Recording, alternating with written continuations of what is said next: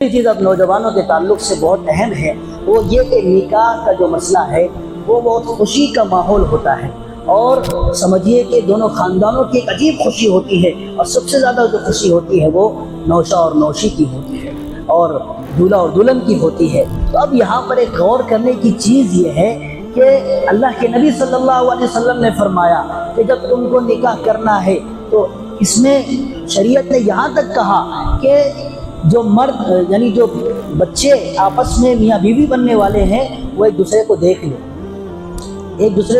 ले ताकि इत्मीनान हासिल हो, पसंदीदगी का मामला जाहिर हो जाए कि लड़का भी एक मरतबा अपनी मखतूबा कहते हैं मंगेतर को, फियांसे जिसे कहते हैं इंग्लिश में, कि अपनी मखतूबा को देख सकता है, लड़की भी अपने मखतूब को देख सकती है, दोनों एक दूसरे को देख लेंगे और जब देखने के बाद फिर वो घर वालों से कह देंगे कि अब्बा मुझे लड़का पसंद है और बेटा कहेगा अब्बा मुझे लड़की पसंद है। तो देखना ये शरीयत ने खुद इजाज़त दी इस बात की कि एक मरतबा लड़का लड़की अपने आप को देख सकते हैं शादी से पहले और फिर वो अपनी रजामंदी का इजहार करें। यहाँ पर एक चीज़ वाज़ेह होती है कि माँ बाप बच्चों पर ज़बरदस्ती ना करें। आज ये बात बड़ी ख़तरनाक है इस कई घरानों में कि बाप कहता है बेटा मैंने बचपन में कह दिया था तेरी बुक्कू से कि मैं तेरी शादी उनकी बेटी से करूँगा, अब मैं ज़बान से अपनी ज़बान दे दिया मैंने, अब मैं उससे बोलो पलट नहीं सकता। तो किस पर जुल्म हो रहा है?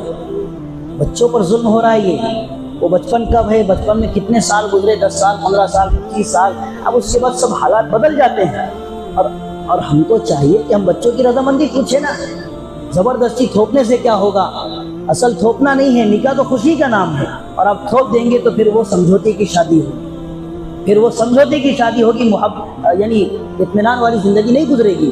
और अल्लाह पाक ने कुरान करीम में फरमाया कि वमिन आयातिही अन खलक़ लकुम मिन अनफुसिकुम अज़वाजन लितस्कुनू इलैहा।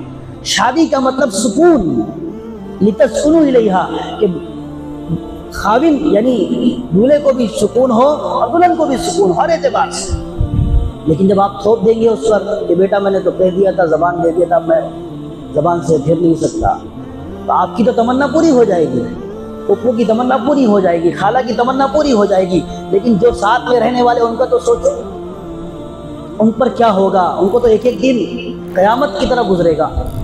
तो ये रिवाज ख़त्म कीजिए।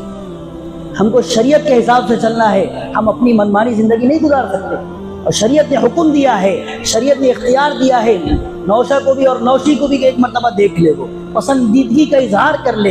तो पसंदीदा उनके सामने यानी पसंदीदा उनको पसंद हो आ जाए तो फिर वो उसका इजहार अपने वालिद से करे और वालिद की शादी कराए।